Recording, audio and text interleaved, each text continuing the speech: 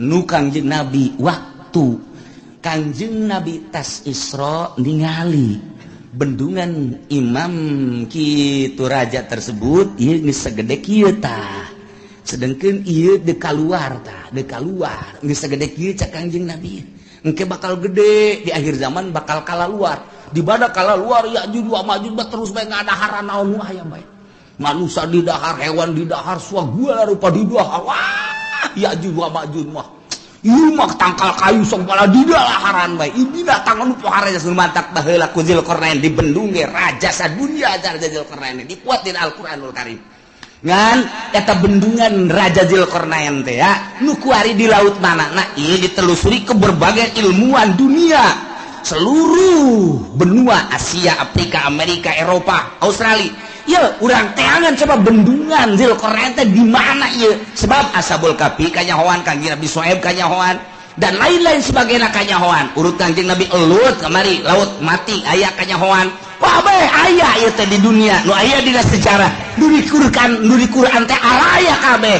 Kemudian piramid aya, Firaun aya dan lain sebagainya aya.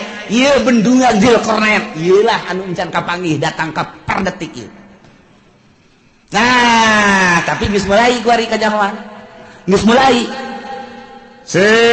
Berbarengan jeung kanyahoanana kapal Kangjeng Nabi Nuh. Kapal Kangjeng Nabi Nuh teh kuari teh aya kene. Kapalna aya kene kapalna. Geus sindek urang kada itu hayu. Di mana cenah Kiai? Lah, sia mah diajak ka Banten ge hararese. Komo ka ditu atuh. Di Gunung Arat. Di Gunung Arat, Arat teh di Turki. Ta eta teh di luhur gunung aya. Setiap jelema nu kadenya teu kuat paeh. Jalan luhur melalui udara tetep bae teu kuat. Didinya geus digambar saat orang didinya aya peninggalan kapal Kangjeng Nabi Nuh alaihi salam. Judi teh judi. Nah, geus kapanggih eta. Tinggal ieu bendungan Zulkarnain nu diditunan di bendung ieu Ya'juj wa Ma'juj. Di mana ieu? Bahkan ilmuwan alkohol Amerika pernah asup ka hiji daerah nya ge kaget kok hewanna kos karari ceulikna lain irungna lain bahasana lain ta eta teh nya kaget di dinya aya hewan seperti kieu yeuh teu kajawan nya lagi di mana tapi ketika jana perem ngadengela suara azan Allahu akbar Allahu akbar aya di daerahna deui berarti eta dibukakeun hijab mata asup Islam eta jelema eta asup Islam. Loba jasa di Amerika anu menemukan di Inggris, di Belanda kemudian asup Islam. Loba, ieu mah keur carita hayang mengetahui tentang bendungan Zulkarnain. Geus kapanggih aya sababaraha menemukan buah ieu cuman buah doang. Ketika aya seseorang anu menemukan hewan seperti itu apa ieu Ya'juj wa Ma'juj teh. Maka manehanna ngadenge suara azan. Kemudian bentak geus lain di dinya deui. Eta teh negara-negara kos kitu teh loba. Wallahu a'lamu bimuradi engke urang tekan kiamat. Sanggeusna kiamat tiupan pertama Kangjeng malaikat Israfil alaihi salam niup jelema teh ka kaler ka kidul kawetan ka kulon lulumpatan anu keur nyusu anakna dibalangkeun budak leutik keneh kakarak leumpang ge geus suisan. Kobo aki-aki mah modar di dinya. Geus aki-aki mah teu kudu kiamat kuari ge titah leumpang di nu panas engke ge oleng gejebur sorangan. Mentak lamun perangnya nama engke ku Amerika ge moal ditembak. Moal nya perang tutut hook senjata nembak nu kieu cek. Antepkeun. Lupat sia, lupat di kieu-kieu doang. Moal ditembakkeun hook peluru aing geus sia. Budak beladik goplak nu kan bener kan. Paeh sia nama. Aki-aki tekudu di ansongan senjata aki-aki mah ansongan sieni urang Lampung ayo saya kena naik paeh di luhur bateung nah ieu ke kiamat beres parae ganti bumi rata gunung Masya Allah mentak kurang lamun jaritakeun ente nyangka gunung teh bakal na angger horenganan tamur meresap gunung nuku urang kaciri teger watarol jibala ente neule gunung pajar ente mah gagah tegak luar biasa orenganan gunung teh lempang tamurrum marros percis okos mega bae lempang gunung gengke bae lempang yuk ku balik hati sampai lelempangan kali kakak aju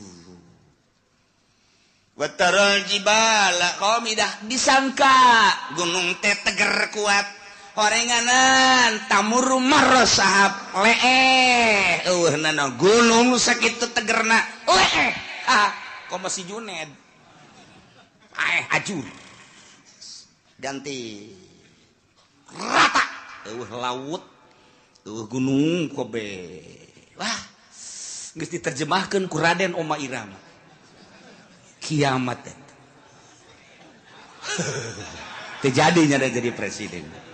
Masya Allah gunung-gunung yang tinggi menjulang hari itu akan dimusnahkan. Wah pohara jasa Masya Allah lautan yang dalam sarua bae eta kos kitu jana beunang di Quran masalah eta. Ya Allah ya Rabbi beres kabeh kuari hujan teng tiup roh ku malaikat Israfil saat merelentis kostoge cal roh ararasu ngeguh jelema nu tadina sepi eueuh sasah wabeh poe kullu man alaya fan wa yabqa wajhu rabbika dzul jalali wal kullu man alaya fan wabeh aya di bumi langit rusak modar kabeh wa yabqa wajhu rabbika dzul jalali wal ikram hanya Gusti Allah sorangan nang tangan Gusti Allah limanil mulkul yaum selalu jadi raja apa ieu ai raja Mesir raja Mekah raja Yaman raja Indonesia udang ngaku sih jadi raja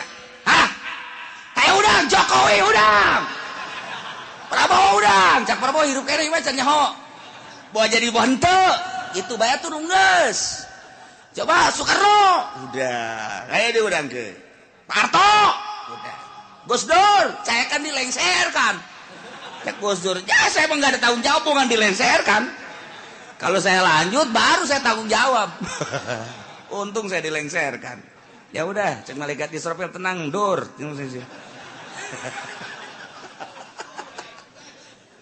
Masya Allah tantangan limanil mulkul yaum geus beres kabeh harirup giring ka mahsyar timbang amal timbanganana kos timbangan emas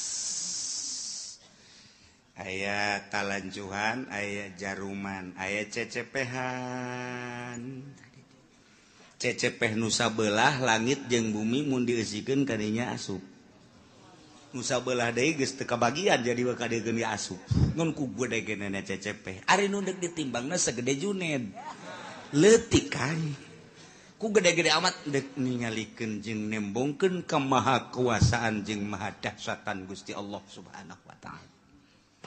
Wih, jelema digiring di berbagai negara kabeh ka mahsyar. Di mana letak mahsyar? Letak mahsyar teh Masjidil Aqsa. Berarti di dieu teh boga sejarah, dunia boga sejarah, di akhirat ge boga sejarah. Masya Allah karim. Iyalah. Nu dek dicaritakeun rantung jelema kabeh malaikat Jibril cicing di tengah dihareup Kangjeng Nabi urang malaikat Jibril Mikail di belah katuhu Jibril Mikail Israfil belah kenca Kangjeng Nabi dihareup plek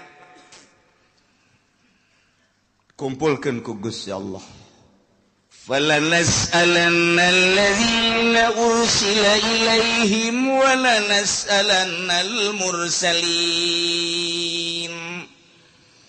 Cek Gusti Allah aing bakal nanya alladzina ursila ilaihim ka umat-umat anu diutus para rasul ndek ditanya teh an ijabatihim ar-rusula wa amalihim fima balagahum tentang ijabah ka para rasul jeung ngamalkeun naon nu disampaikan ku para rasul ka maranehanana. Masya Allah. Di samping umat nu bakal ditanya walanas'alanal mursalin, yakin kaula nu agung bakal nanya deui ka para mursalin utusan-utusan ditanya anil iblagi tina nyampekeunana. Ya Allah ya Rabbi, wabah ditanya bari pertanyaan teh sabenerna mawalana kusana alaihim biilmin, yakin kaula bakal nyaritakeun ka umat ka para rasul, kula bakal nyaritakeun biilmin dengan kanyaho jelas nyaho wa makunna goibin jeung kaula teu gaib. Teu nyahona kabeh nyaho ngan tetep ditanya bae. Pan jelema ditanya teh aya nu nanya teh nyaho, nu mantak nanya ge pan teu nyaho mang. Kaula ieu deuk ka Bandung hayu, ieu jalan deuk ka Bandung jalan mana? Bener-bener teu nyaho berarti. Kaula mudik, ieu milu mudik deuk ka Jawa Tengah, Pak, deuk ka Jogja, jalan ka mana? Lontaran loba jasa, ieu itu Jogja. Ka belah dieu manggih deui Jogja kanan, belah ditu ke manggih deui Jogja kiri. Bingung aing mah ieu. Jogja deui. Belah ditu tek Jogja deui. Isi jalan nu mana? Deuk ka Surabaya ge teu nyaho nanya. Atawa nyana nanya, Pak, ieu teh kula teh rek dagang ieu cara dagang teh kumaha? Ieu modal da sakieu deuk nu didagangkeunana ieu nyokotna teh dieu supaya teu nyaho nanya berarti. Pak, kula teh hayang kawin. Hayu, hayang deuk nanya bae ieu mah kira-kira kumaha ieu kula lamun kawin. Atuh babari, modalna boga henteu. Ulah bakal hayang kawin sia teu boga modal mah. Nanya teh teu nyaho. Biasana nanya teu nyaho. Aya jelema nu nanya ngan aing mah sabenerna mah nyaho, ngan nanya sote aing mah ngetes bae sia teh nyahoeun tante. Padahal mah nyaho ye, kos ka budak tanya, "Cek, 2 jeung 2 sabaraha?" Geus nyahoeun nu nanya nama. Ngan ieu dites. 2 jeung 2? Cak Bapak tolol sia. Kudu ngabalikeun deui ka aing. 2 jeung 2 sabaraha? Cak Bapak, wah budak blon nih budak. Mun cak Bapak 4 kula 4, mun cak Bapak 5 kula 5, ku bacak Bapak bae. Nyaho ye. Nu nanya nama guru ka murid nyaho. Nu mantak nanya teh dites berarti. Nah, aya deui nanya teh ngajejeleh. Boga anak minta duit dibere tas 1 juta. Yo, meunang saminggu minta deui teh jang anu bere deui. Minta deui dibere deui. Geus kalima kali ka dieu sia, cicing sia dinya dieu. Hai, aing geus sabaraha kali mere duit ka sia bego. Teu meunang tah anak atuh hitung bae ku bapak, ditikem sia ku bapak. Goblok. Atuh nyahoeun bapak ge ieu geus mere duit sabaraha kali, ngah sudah dipake naon tah duit. Ieu sia didinya. Pertama, sia ku aing minta dibere. Kadua dibere, aju minta deui dibere. Tah aing neuk nanya ka sia geus sabaraha kali aing abah ge mere duit ka sia. Teu meunang teu hitung bah. Teu meunang. Jalain kos kitu teh mah. Maksudna nyarekan. Aing lain sakali mere duit ka sia tapi ku sia teu digunakeun eta duit tuh tolol-tolol teh si otak pasang atuh. Menta deui si mah gawena menta malulu. Nyarekanan tah mah nanya tapi nyarekan. Go. Bari bah, ya mah boga duit, aju minta duit sabareh sia mentana. Mio sabareh tah mio. Oh sia dibanding mio tapi pake ku sianya nu bener tah beulikeun ku sia. Lamun kredit jeung cash lain deui bah hargana. Lamun kredit sabaraha? Barakara kredit? Ngomong sia lain sari. Bahkan hese dek beli cash deh di akhir zaman mah kredit bermodel. Yahudi teh geus kos karar itu bae. Nah, belikeun. Meunang meureunanan setengah bulan bah. Ang melikeun motor deui motor naon? Motor Mio. Anu itu ke mana? Aya mah aya bah. Ngan ieu kebutuhan aya deui bah. Bere deui. Ja aya ieu bapana ge. Duit mah eueuh bapana mah aya. Aya tah. Bere deui. Bere deui 3 kali. Budak motor kamarana nya dibeli cenah kebutuhan barang ditanyakan ternyata dijual. Oh adek abah sabaraha kali belikeun motor ka sia? Hah, sabaraha kali? Pada teh mah nanya nyaun jan umang meulikeun lagi abah pan make nanya deuk nyarekan. Nah ieu ge sarua yeuh Allah tedek nanya ka umat atuh teh kudu ditanya ku Gusti Allah jauh nyahoeun ja Allah mah pangeran urang turun ka alam dunia Allah nyahoeun kuari hirup dihirupan ku Allah Allah maha uninga kemudian urang kuari ayeuna di baya pagawean dagang berpolitik atuh Allah mah maha uninga kapae urang mah teu nyaho ira bakal pae Allah bageus nyahoeun kok make ditanya tuh urang ku Gusti Allah nanya dadek nyarekan ka urang nah iya sia bakal ditanya ku Gusti Allah teu meunang kieu sia ku aing pan dihirupan nah ieu sia harita teh hirup kemudian pagawean sia waktu hirup naon bae cak Gusti padahal mah Allah nyaho cak urang teh atuh coba bae Gusti ka nyahona tumpahkeun ka dieu wah dikerekem sia ku Gusti Allah teu meunang kos kitu nyanggakeun sadaya-daya Gusti mun Gusti maha uninga nah ieu bakal ditanya urang kabeh ditanya urang sebagai makhluk ditanya Kangjeng Nabi lagi ditanya sarua bae urang ditanya tentang naon tentang an ijabatihim ar-rusul wa amalihim fima balaghum urang teh ngaijabah ka Kangjeng Nabi narima kana ka Kangjeng Nabi syariatna jeung ngamalkeun datang ka mana ditanya zaman Kangjeng zaman sahabat zaman tabiin zaman para wali kuari Junaid maju enggak zaman saya hirup beye aing mah lain nanya rajana lain kiai sia nu nyampaikeun amanah para rasul nu nyampaikeun nu tabligh nyampaikeun amanah rasul sa zaman sia abdi harita teh kitu mui abdi harita di kecamatan mah kitu Kiturmudi naiknya ke kabupaten ju naik di nya ke provinsi pernah nyampaikan ai dibayar nyampaikan ai henteu mana muina mana mui panggil mui ih kuari nyana ngeungeunahana mui nagara sia saha harita mui abdi aya orang kronjo panggil iya nu formal nu formal dipanggil eta geus teu bares tah mah lantaran nya nama ngomong aya dibayar teu ngomong teu dibayar teu ngomong dibere daek ngomong boga jabatan teu boga jabatan teu daek ngomong ieu mah anu berkeliaran bae sa nah aya digigir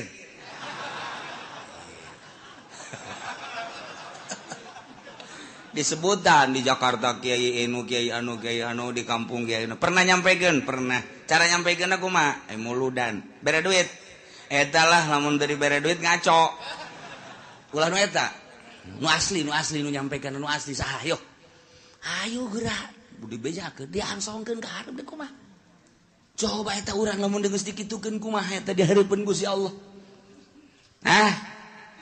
sia zaman ieu pernah nyampaikeun nyana bahwa Nabi akhir zaman Kangjeng Nabi Muhammad pernah kemudian naon nu disampaikan ku manehanana rukun wudu rukun salat dan syariat lah dain semua bener coba tanya kiaina ditanya deh siapa pernah nyampaikeun bener nyampaikeun lagi iraha bae ai diondang muludan sok diberkatan aya mun teu diberkatan di buledan moal kadinya deui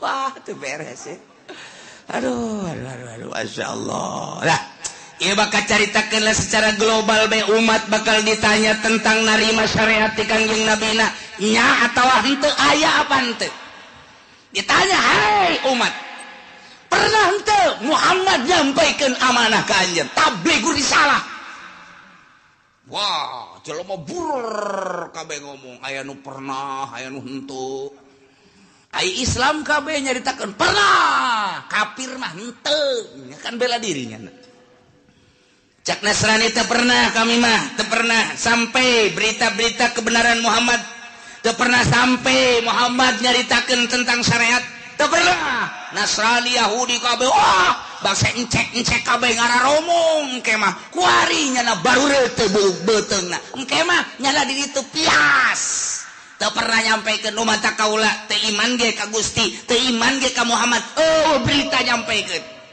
maka uranglah jadi saksi itu pacencongan urang jeung urang tidinya lah al yauma nakhtimu ala afwahihim wa tukallimuna aydihim wa tashhadu arjuluhum bima kanu yaksibun rame atuh pan wah encek kampung Melayu ngomong hanya gitu make hayah kampung Melayu mah encek RRC bener nu kampung Melayu mah geus pohon bapak bahasa encek lagi geus bisaeun eta mah nya encek nya susah ya Allah nya di neraka saneng rugina ka bina-bina hehe pohara jasa ari tatanggana mah nu Islam sanajan nya neraka pan bakal dikaluarkeun tatangga si encek milunya dan digawe jeung encek tapi kan nyana lantaran aya imanan tetap dikaluarkeun untung kan no iya wala nas'alanna alladzina ursila ilaihim ditanya umat tentang nerima atawa henteuna ka para rasul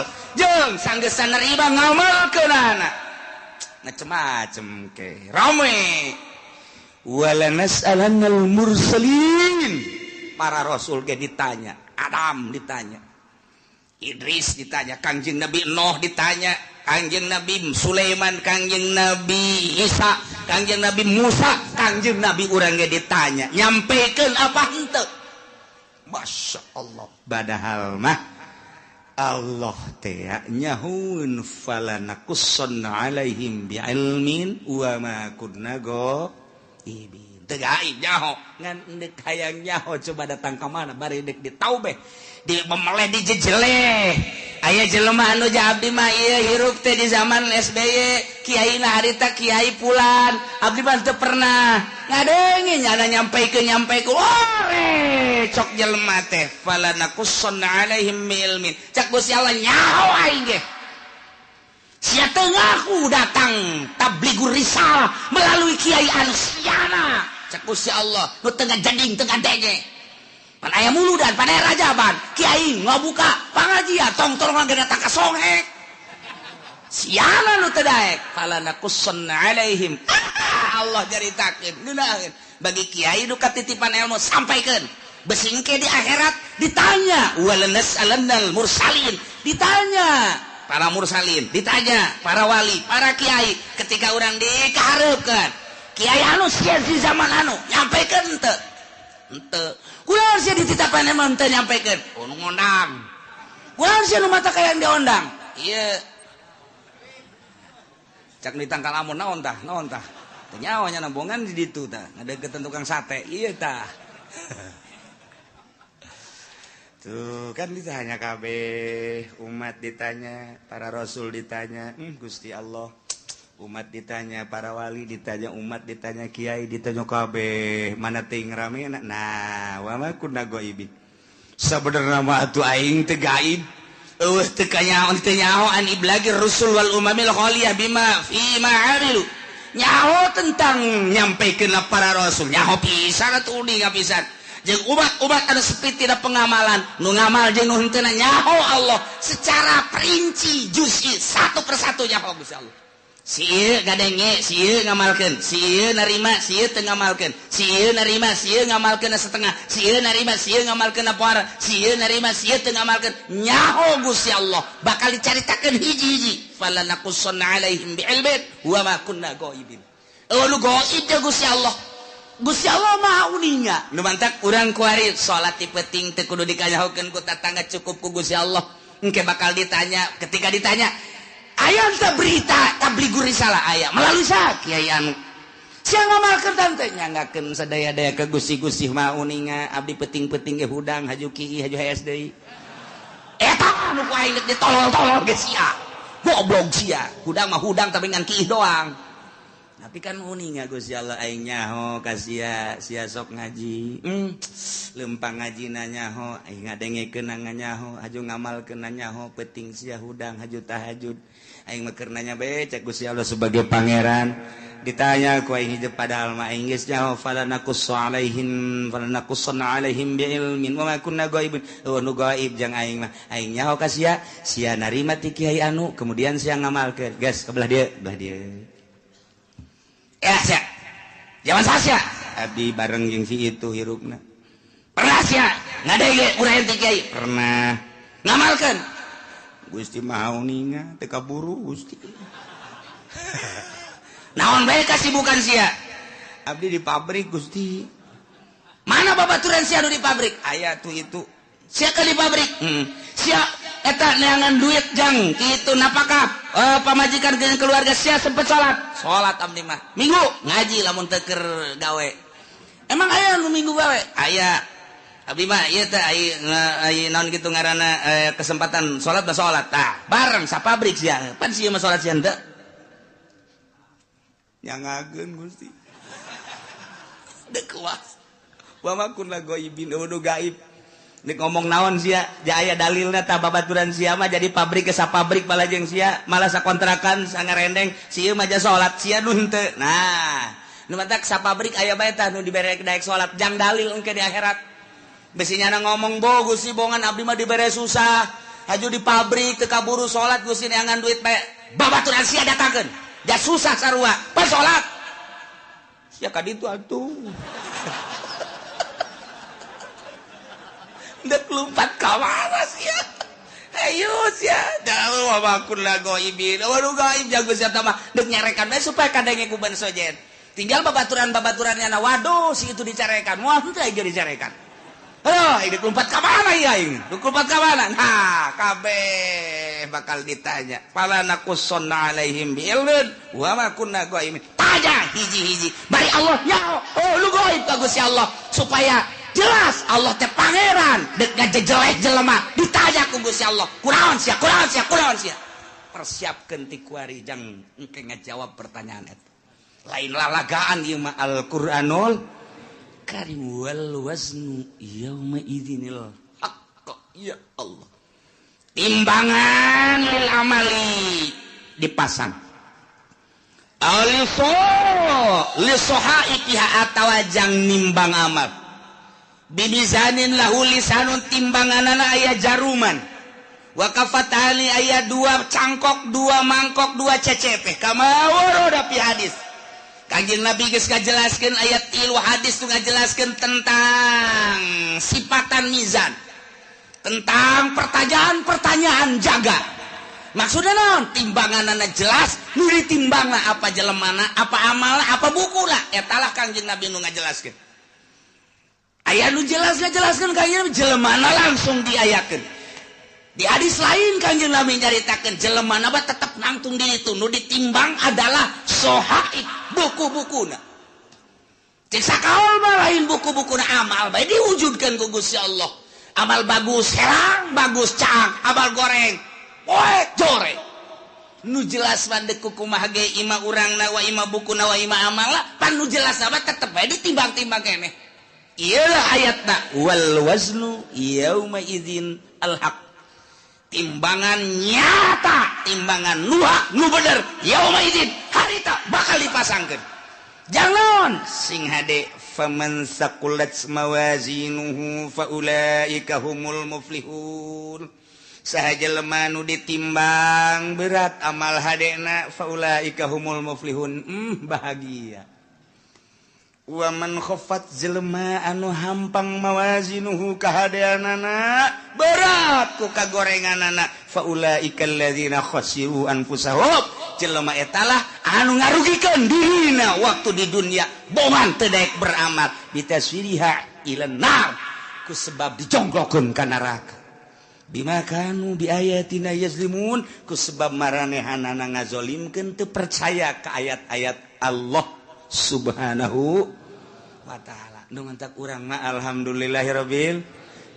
jauh masa urang ka Kangjeng Nabi tapi urang iman ka Kangjeng Nabi Muhammad sallallahu alaihi wasallam jauh jeung Kangjeng Nabi tapi urang ngalaksanakeun syariatna dibabaca ku urang sifat wajib di Kangjeng Nabi di para rasul teh opat urang diantarana kabeleteran kuari tah di dieulah bakal ditambah ditimbang saurang-saurang malaikat Jibril di dieu Mikail di dieu Israfil di dieu Kangjeng Nabi di dieu cek sakaol Kangjeng Nabi ngajelaskeun timbangan hade nu gede jurusan sorga timbangan nu goreng ieu neraka asal ditimbang lek ka dieu ka kenca belah dieu geus tinggal ngagejebur ka neraka asal ditimbang lek ketai ka belah dieu geus sorga tinggal berangkat ka sorga bae ya Allah ya Rabbi kuari urang teh cek sakal Kangjeng Nabi ngajelaskeun timbangan teh timbangan qada wal adli ieu timbangan teh timbangan papasten jeung keadilan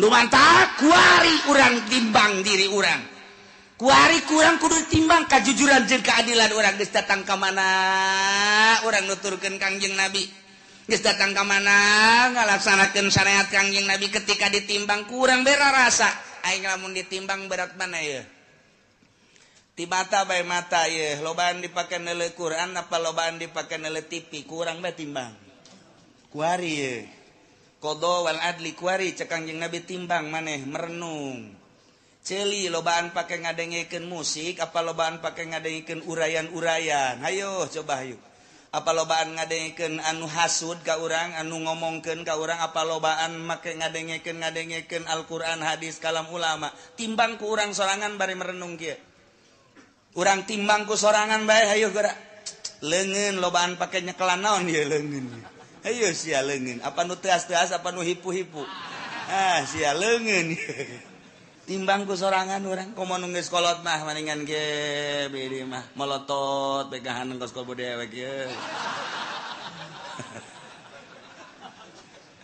tinggal nyi hajina hoi mana eta mata kosong amat teu kosong teu naon ngalang layung kitu teh tu dirinya bae lanang eta molotot kitu keur ngarenung ngaji tadi cek kiai aing ieu geus asa di akhirat bae ya haji teu percaya karena kuari bae kalau ngomong gitu atuh sia ini bener ku sia dikitu-kitu dekeran tuh iya keur ngalamun aing di akhirat ge cek kiai ge timbang cenah amal hampura aing haji ya tukul ge hampura tah geus rada deres sakitu mah kula deui beureun hampura sok nyerekan ka Pak Haji tenan atuh hampura aing geus dihampura jasa mun aing kawin deui tah pakarak dek bener ge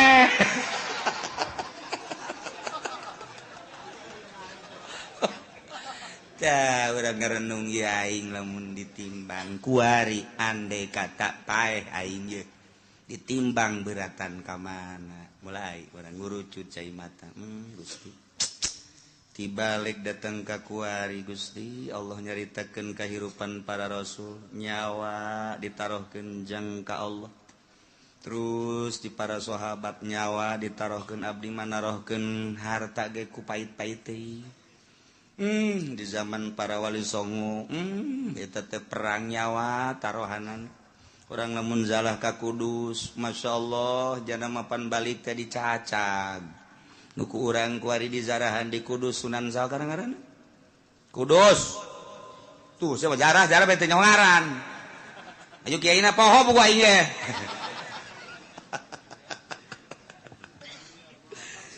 tuh eta panjana mah perang Sunan Kudus mah perang balik teh pan dibawa teh tinggal nyawa balan cak sakaol bapan potong ieu na ge nuku urang di zarahan eta saja persoa di Kudus teh Kudus masyaallah balik nyawa batur menyawa tarohana pake liilai kalimatillah renungkeun ku urang aing boro-boro nyawa duit ge ku pait-pait teuing ge aya masjid ge butuh ka keramik kook biasa bisa babara kali mah haji jamang haji mah atuh jajan mah aya atuh ieu keramik ge keramik nu sajen heula ke kurang karak aing hayo lah nu sajen heulanan bisi teu kabagian beramal nu sajen eta ngomong hebat jasaban ayo orang babarengan nelanan nu sajen bae geus beres gaji ieu mah geus beres keramik alhamdulillah tuh biasa gaji neraka tah mah kuduna ge nu sugi mah lain kitu haji ieu keramikna kumaha ya saha anu geus siap keramik batalkeun geus Pak Haji duit loba di bank anak geus di ngaranan ari Pak Haji na aing mah teu boga duit sial teh Ki Haji tolol emang nu sugi mah kos kitu bloon batur bedi kesek-kesekeun tah hayang urang mah hayang ngadenge tuh geus kitu manganu sekian meter manganu sekian meter manganu sekian meter saya sabar eta aya 20-an mah bejakeun ka manganu lain teu butuh gitunya dieu mah ku Pak Haji bae kabeh sapira 500 meter lah sabaraha kebon 500 meter geus tuh jual ke buat tetangga habak beres. Oh bener lagi Haji dasar pelit-pelit bae tah ngeunaheun urang ngadengena bejakeun geus dulu sadaya hampura ieu mah ditarima bae nu 1 meter 2 meter ngan ke dialihkeun ka nu sejen sebab ieu keramik ditangkes ku Pak Haji anu oh maksudna abeh teu kesel deui cek jada teh ieu mah duitna aya naon teh alhamdulillah atuh nu kami mah geus kanaonkeun bae kan ngeunaheun teh mun aya di lembur lu kos itu gimana teu Pak ayo heula ke kurang aing kurangna 1 meter eta nu dimaksud ku aing. Aduh ya udah sugih dur-dur pet tu kos kieu tah ialah wal waznu yauma idzinil haqq fa ulaika faman saqulat bawazna Kangjeng Nabi na di dieu maksudna naon eta Kangjeng Nabi di dinya cicing ya Allah ya Rabbi Kangjeng Nabi lain samaneh ketika ditimbang umat Kangjeng teh ti heula pan al awwalun al akhirun umat Kangjeng Nabi teh pandeurina diayakeun pangheulana ditimbangna Kangjeng Nabi di dinya sabelah Kangjeng Nabi cicing di cukang neraka jahanam. Masya Allah lain lalagaan Kangjeng Nabi memang kumaha begitu ditimbang teh nu kadeu ku Kangjeng Nabi leket teh ka kenca Kangjeng Nabi nyekelan surat ulkoh ngaranna tek gegera dikerjakeun naon cak dibero lalu bomong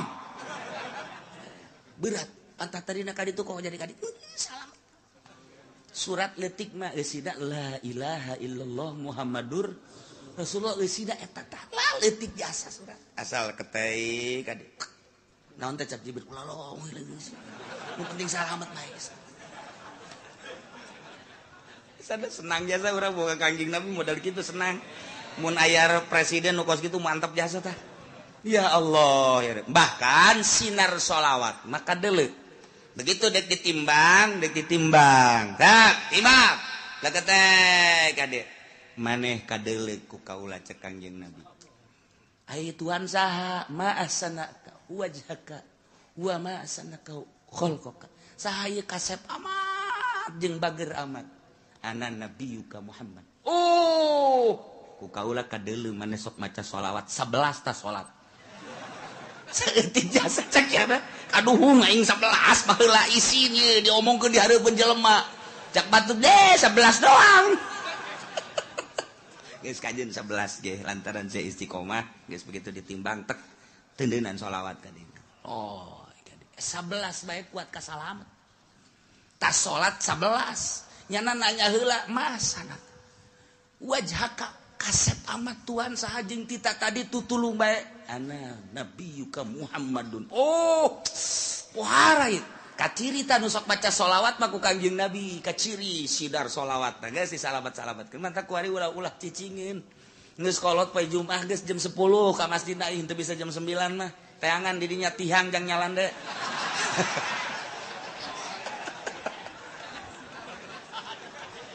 tungtungna lain baca sholawat tasbih ka mana mata ka mana bahkan aya nu nyokot ge tambah baturan tasbih teh nyaho nya na barang hudang aya tasbih aing ka mana anu teh baca sholawat lah mumpung urang hirup komo nu geus kolot mah ieu inget wal waznu yauma idzinil haqq ya Allah ya Rabbi ingis jasa untung aya Kangjeng Nabi urang Kangjeng Nabi Muhammad sallallahu alaihi wasallam lantaran kabeladianan mah cepet ya cepet limbangna cepet jadi Kangjeng Nabi kan lah tuh kulantaran sorangan nimbang cepet lai ka dieu aya anu henteu kabagian sapaat kaburu Kangjeng Nabi na keur munjuna ka dieu ieu ka dieu dibalangkeun ka ditu kan waduh aing Muhammad bae cek jana aing teu kabagian lieu tapi tetap Kangjeng Nabi kadeuleu ku Kangjeng Nabi pas gagolepak ka neraka cekel ku Kangjeng Nabi mantap tulung ka malaikat Jibril salamet ka eta ci atuh mah geus jore cek eta teh jadi itu lagi main simplong melulu ya aya sholawatan cek Kangjeng Nabi sabaraha sia sok maca sholawat ai muludan ceknya maca tante henteu ngadengekeun doang lumayan sakitu ge Kangjeng Nabi nya daek ngadengikeun assalamualaikum zainal anbiya ya assalamualaikum atqal atqiyai nu macana mah santri kan jeung kiai sia kula mah cenah ngatur-ngatur eta berkat cek aju ngatur-ngatur diaturun teh jang kula heula teh tetep salamet bae pan mah apa eta ngan eta teh ngaguling heula ka neraka tah mah tapi tetep kok ngajar rewel Jibril salametkeun Masya Allah Kangjeng Nabi moal aya pang sibuk-sibukna ieu ketika wal wasdu yauma idzinil haq sibuknya sa Kangjeng Nabi geus manu ieu geus manu itu geus manu ieu nu itu geus ulah aya bae umat Kangjeng Nabi nu ngagolepak ka neraka pohara jasa pan mantak teh kuari usul ka Kangjeng Nabi beusi engke kalepasan teu kadeuleu teu karawel lajung teu kalekep ka bapak tuh padoh pan geus kalekep apa teu kadeuleu ku Kangjeng Nabi umat aing geus beakeun kan Jibril beak geus aya wae nu teu kalekep bangona mah aya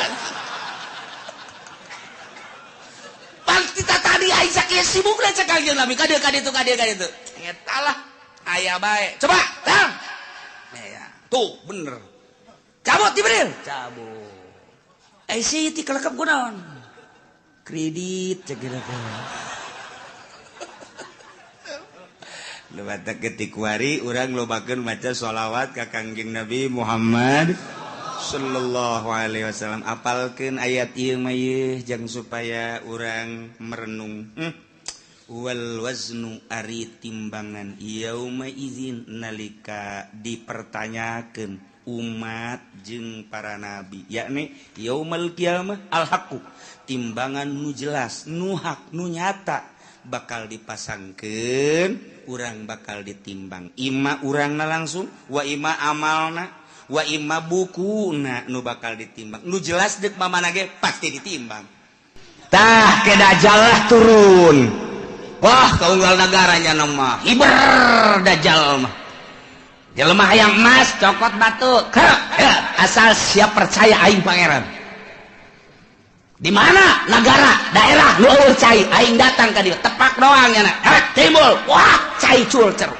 asal sia mangeranan ka aing pangeran ayo jelema iman geus ipis sementara kiai-kiai anu balalager nu balener geus ka Mekah di dieu geus eueuh nu ngelola di unggar nagara kabeh tinggal sumuhun dauh jeung sumuhun dauh boro-boro engke ku dajal kakara kudukun kebul bae ku ari geus sumuhun dauh ku kebul ku dukun bae geus sumuhun engke mah komo ku dajal jelema dipaehan hirupan deui pangeran aing kos kitulah dajal dahsyat jasan nu mantak urang dibere doana ku Gusti Allah minta salamet tina al-masihid dajjal selantaran wah jelema gelo kabeh iman ka dajjal teh pangeran jelema hubu dunia hayang dunia naon bae dicekel jadi dunia hayang emas jadi emas hayang duit jadi duit hayang motor jadi motor ku ari bang kredit engke mah hayang naon sia mio mio datang sia naon hayang Avanza berem Avanza ngajogrog sia hayang naon ieu mah cenah hayang hartop aya tuh di ditu tuh aya los cokot ku sia tuh hartop teu leumpang akina rusak atuh geus bacem hayo sih hayang awe watu jelema ngagayok eta lah nomor kahiji dajjal nomor kedua setelah dajjal nuzul Isa turun Kangjeng Nabi Isa ngan aya anu nyaritakeun memeh dajjal ieu adalah Imam Mahdi heula geus teu kuat kabeh ngadoa Gusti minta diturunkeun Imam Mahdi aya jelema kasep kemudian salat teureun-eureun Allahu Akbar pas di makom Ibrahim Allahu Akbar nu wani ngaganggu urang Arabna urang mamana ge ku harismana ku kasepna gagahna Allahu Akbar teureun-eureun salat bae sapoe dua poe tilu poe mulai suara-suara aya nu kasep salat bae di dinya wah mulai wah diperhatikeun wah ieu tanda-tanda ieu bener dajjal kakarak begitu mana salam dicekel ditanya manis bu teu daek ngajawab sangaran teu daek ngajawab kabeh nyebutkeun anta dajjal anta mahdi teu daekeun kakarak make subuh wallah anta mahdi kakarak wah ditangkeu berjuang kan mahdi ilah mahdi nu bakal jadi kesatria eta bakal non istimewa mah berjuang melalui Imam Mahdi mantak kuari geus loba tuh di Cikupa aya Mahdi hiji tapi tukang main gapleh teh mah di Bojong Mahdi hiji teman niruan sendal bae deui si Mahdi macam-macam Mahdi terus Dajjal eleh ku Dajjal mah maka segeralah nuzulu Isa turun kangjeng Nabi Isa alaihis salam dibantulah kangjeng Nabi Isa kusaha ku ashabul kahfi nu ayeuna di Yordania nu kamari kuring sadayana zarah ka ditu gila ashabul kahfi wah buuk ngarundai ka handap lantaran besar bara ribu tahun atuh di zaman Raja Dikianus datang ka ayeuna kuku para ranjangnya halis muna panjang nuantak besi aya di mana bae lubukna panjang wah iya ashabul kahfi kajian kuku mah sing hade ulah di baturan sing hade juri ieu mah ieu turun di Gunung Karang masalah ini wah gara raga muksal bina tamlikho zunwanus martunus saribunus palyastatiunus ngirta ieu tentara-tentara Allah anu bakal bareng jeung kangjeng Nabi Isa alaihis Dajjal diudang ku kangjeng Nabi Isa umpat ka mana diudang terus eleh lah ku kangjeng Nabi Isa kangjeng Nabi Isa dakwah dirinya Masya Allah istimewa jasa terus kangjeng Nabi Isa dakwah saha nu nyaritakeun bahwa kula pangeran batil bohong goblok cak kangjeng Nabi Isa kula mah sakadar utusan Allah mata kurang lamun nyaritakeun kos kitu teh jelas kunaon ku ari pangeranan mantak pada tahun 300 sekian musyawarah konsili disebutna mun baheula konsili mun di urang mah muktamar para penggede begitu muktamar ngajelaskeun ieu teh untuk memutuskan apa Isa itu adalah Tuhan jadi dituhankeunana teh ku uskup-uskup eta teh hasil konsili jadi berarti hasil musyawarah jadi nganunghankeun pangeran ngamangerankeun ka kangjeng Nabi Isa teh adalah pada tahun 360 sekian ta eta teh meunang hasil muktamar jadi masyarakat supaya nyaho bahwa pangeran teh Isa hasil muktamar disebutna konsili keblon aya pangeran urang usul urang pangerankeun ju ayo geus urang pangeran mantap aya sababaraha muktamar anu hadir di dieu henteu milu ngamangerankeun ka Isa dibunuh Pak dibunuh hari itu tetap Isa pangeran jadilah datang ke kuari Tritunggal engke kangjeng Nabi Isa marah saha nu ngajadikeun aing pangeran aing rasul anu kuari ngajalankeun syariat Muhammad aku aya da jeung kangjeng Nabi urang wai bahala kawin kangjeng Nabi Isa pan baheula teu kawin da ieu kuari mah kawin ke bakalna turun ka dunia nyana dakwah terus jelema istimewa kabeh iman nyana kawin ngan teu lila kangjeng Nabi Isa diangkat deh maot kangjeng Nabi Isa mulai kacau deui ya ngan nu baragus geus mulai ku Gusti Allah langsung aya angin seger asal ngambe angin eta pae asal ngambe angin eta maot nu ibadah ka Allah maut maot ya Allah ya Rabbi tinggal Cameron bakukul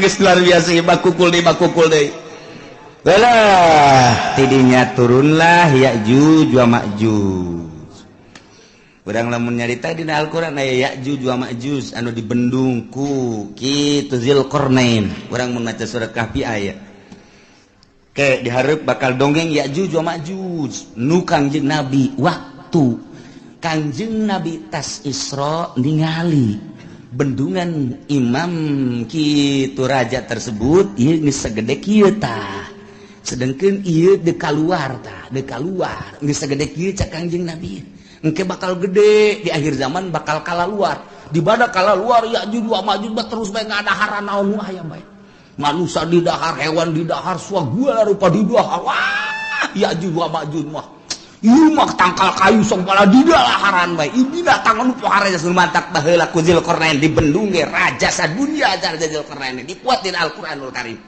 ngan eta bendungan raja Zulkarnain teh ya nu kuari di laut manana ieu ditelusuri ke berbagai ilmuwan dunia seluruh benua Asia, Afrika, Amerika, Eropa, Australia. Ya, urang teangan coba bendungan Zulkarnain teh di mana ieu? Sebab Ashabul Kahfi kanyahoan Kangjeng Nabi Syuaib kanyahoan dan lain-lain sebagainya kanyahoan. Urut Kangjeng Nabi Elut kamari laut mati aya kanyahoan. Wah bae aya ieu teh di dunia. Nu aya dina sejarah. Nu di Quran teh aya kabeh. Kemudian piramid aya, Firaun aya dan lain sebagainya aya. Ieu bendungan Zulkarnain. Ieulah anu encan kapanggih datang ka perdetik ieu.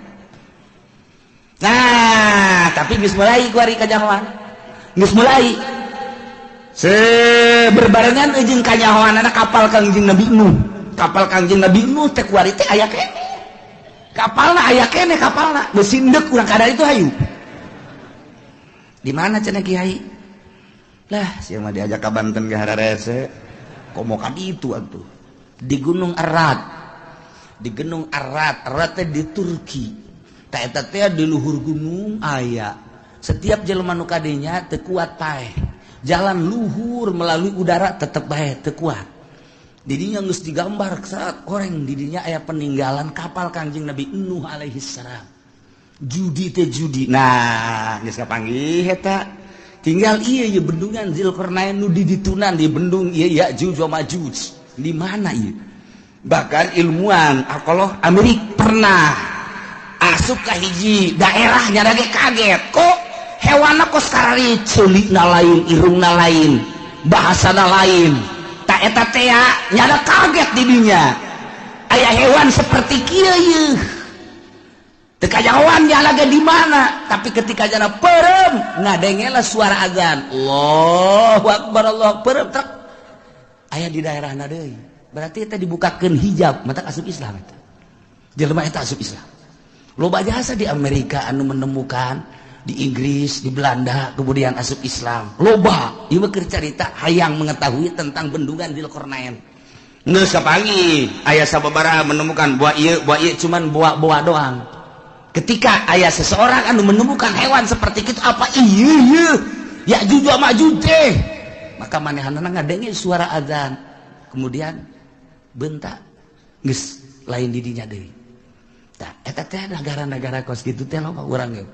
Kuari ge urang mun ka Banten aya nu haju ka dulu istana kerajaan.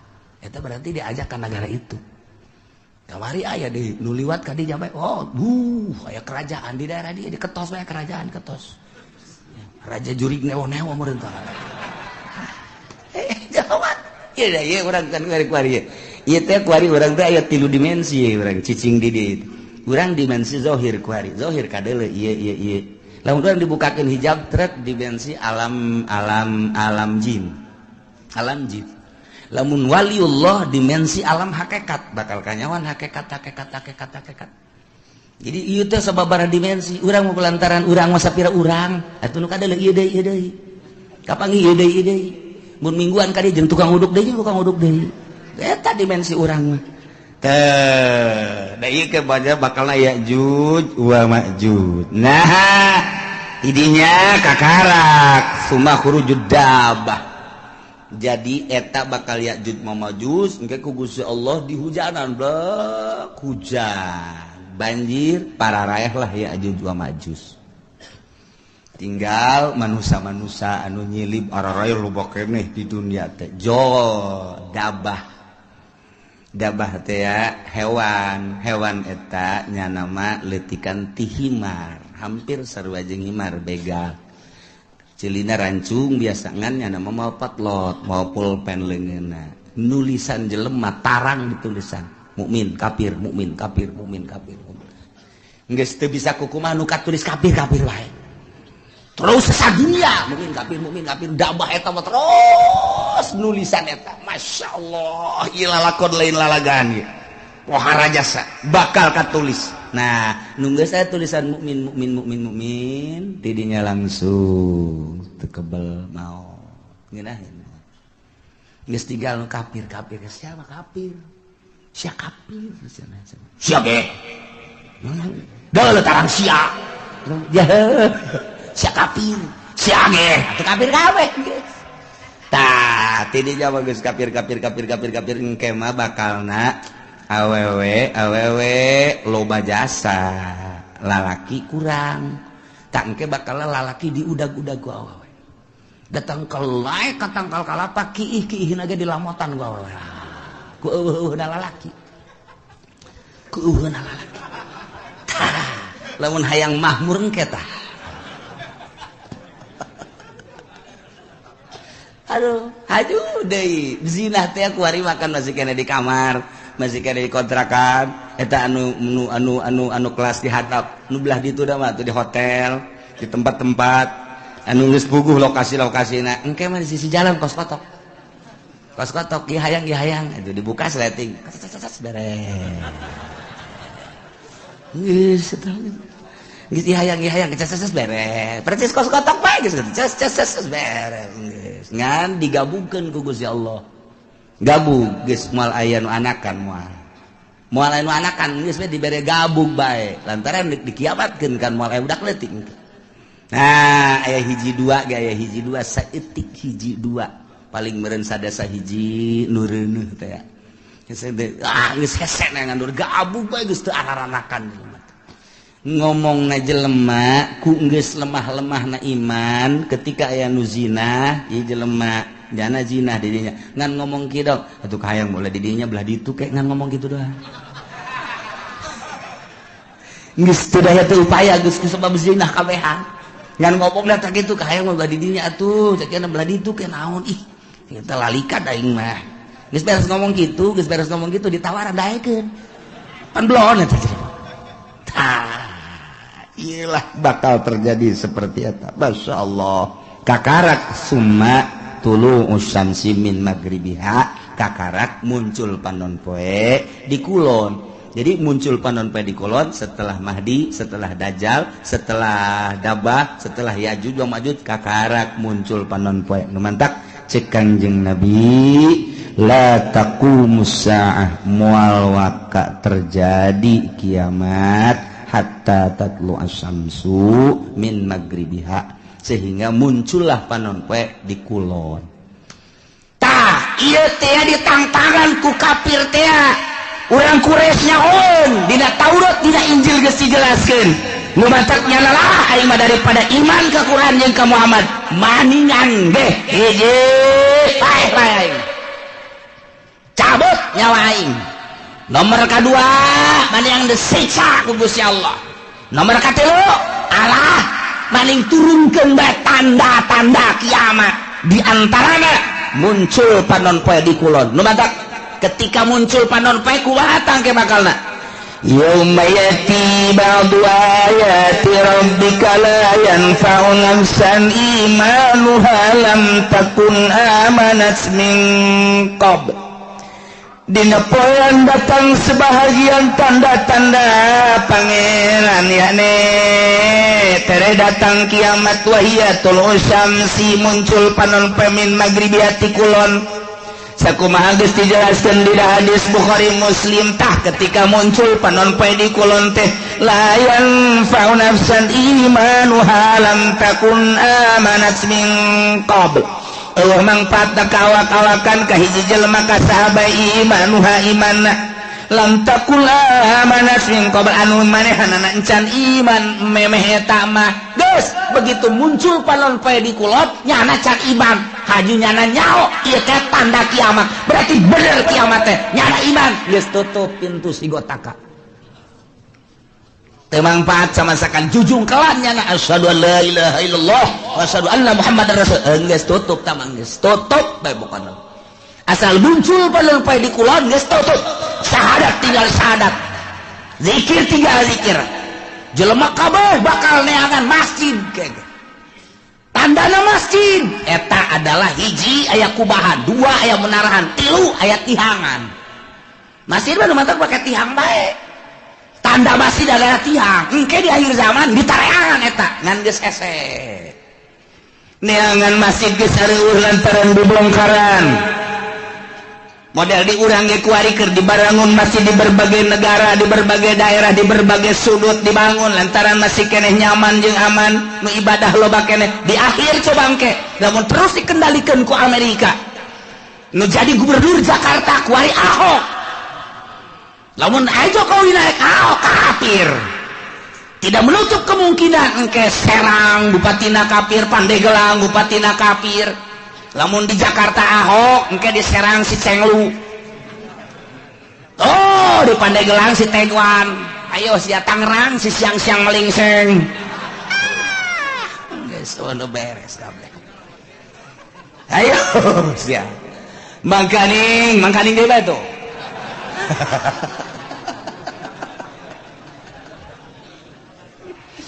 Lipo keur dibangun, BSD dan lain sebagainya bang didinya lah, aya pusat-pusat kegiatan-kegiatan kafir.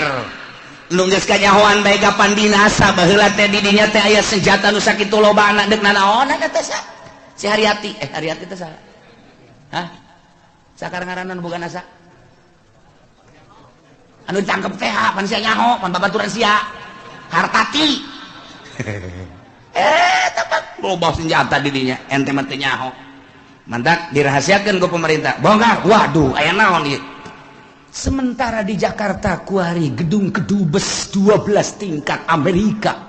Jang naon eta lamun lain boga cita-cita nu teu hade. Hei, emang kumaha gitu. Ieu teh dekristenisasi anu lain lalagan. Sementara pemerintahan urang wae. Kiai nu aya di itu wae 4 kali. Nek kumaha deui atuh. Lain teh diperjuangkeun jak geus ki ayana. Ya otomatis lah kafir. Ya terus hasil dicokotan ku Amerika. Hasil dicokotan dan lain sebagainya urang dibangun. Kadeuleu geus lemahna di urang. Asal aya nu bergerak dianggap teroris, asal bergerak dianggap teroris kan sararieun kabeh iman geus eueuh mulai gempor. Sudah tidak ada masjid-masjidan, masjid paling hiji dua kan meureun anu dipertahankeun. Ayo sia tanah dibelian ku nyana nyeun gereja sadaek-daek. Ada kumaha deui ayo. Ya pemimpin urang eueuh nu handal, nu kuat. Ayo deui kumaha kabeh sumuhun dawuh ke Amerika. Nah mulailah gedung-gedung dibangun, gereja dibangun, masjid-masjid urang dibangun, engke dibongkar. Nah ieu mah keur carita singkatna bae, lila keneh eta mah urusan kos kitu mah, sebab eta mah melalui masa-masa peperangan dan lain sebagainya, bakal perang, nek kumaha henteu bakal jasa. Nah nu mantak kolot urang baheula engke mah bakal perang deui sia ngan urang mah baheula kolot urang nyaritakeun ejeun kulon. Sakar kulon?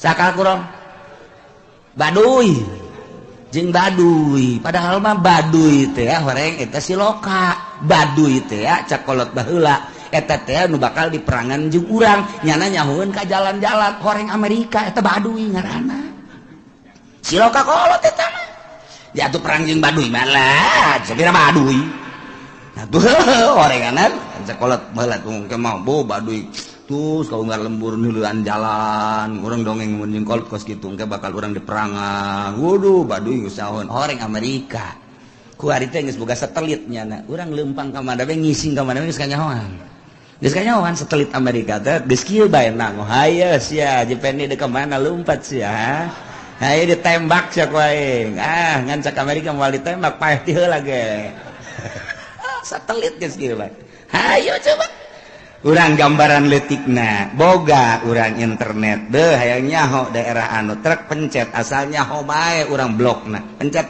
jaheueuh pencet jaheueuh pencet jaheueuh salah mencet waduh sempak sial sial salah mencet aya kiai nu salah mencet lain sial alhamdulillah kitab anyar cenah ieu mah aduh, Masya Allah aya dinya merekna Kiai Haji Google waduh bener Masya Allah